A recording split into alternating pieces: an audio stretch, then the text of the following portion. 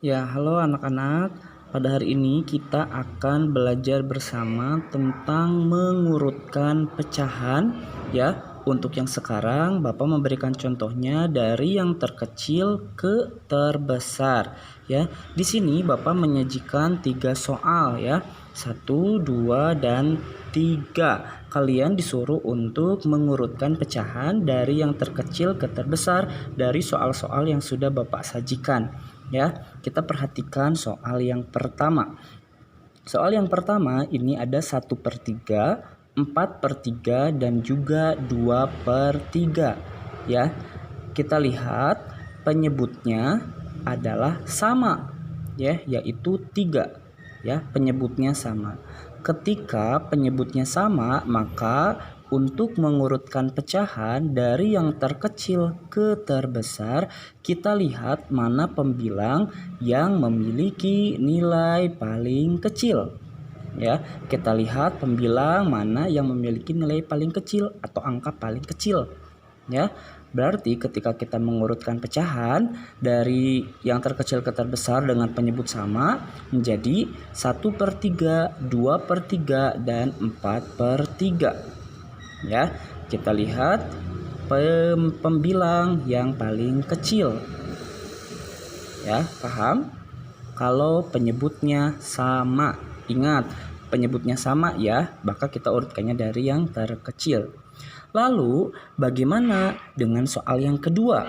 Soal yang kedua ini pembilangnya sama, tapi penyebutnya berbeda. Ada 2/3, 2/2, dan 2/4. Ya, memiliki penyebut yang berbeda. Ketika penyebutnya berbeda, maka kita lihat ya, kita lihat nilai penyebut yang paling besar. Maka itu memiliki nilai pecahan yang kecil. Maka ketika diurutkan menjadi 2/4, 2/3, dan 2/2 urutannya. Ya, lihat penyebutnya 4, 3, 2. Ya, itu untuk pembilang yang sama tapi penyebutnya berbeda. Ya, kalau yang contoh pertama tadi ini penyebutnya sama. Contoh yang kedua pembilangnya yang sama. Paham? Oke, kalau ada yang belum paham nanti boleh tanyakan ke Bapak. Sekarang bagaimana dengan soal yang ketiga? Soal yang ketiga kita lihat pembilang maupun penyebutnya berbeda loh. Ada yang 1/2, 2/8, dan juga 3/4. Bagaimana caranya? Nah, caranya adalah kita harus menyamakan penyebutnya terlebih dahulu. Ya, bagaimana kita menyamakan penyebutnya? Kita lihat penyebut yang paling besar yang mana ya? Misalnya, kalau yang ini kebetulan perkalian 2 ya, ada 2, 8, dan 4. Ya, ini merupakan perkalian 2 kan? Berarti mana nih yang paling besar? Oh, yang paling besar adalah 8. Maka kita harus menyamakan semua pembilangnya itu, menyamakan semua penyebutnya ya. Kita samakan dulu, ubah penyebutnya menjadi 8. Oke, kita lihat 8 dibagi 2 itu berapa ya? 8 dibagi 2. 8 bagi 2 itu adalah 4. Maka pembilangnya juga harus dikalikan 4. Ya, berarti di sini kita tulis angka 4. Ya. Lalu yang kedua, 8 dibagi 8 berapa? Itu adalah 1. Maka ini dikali 1.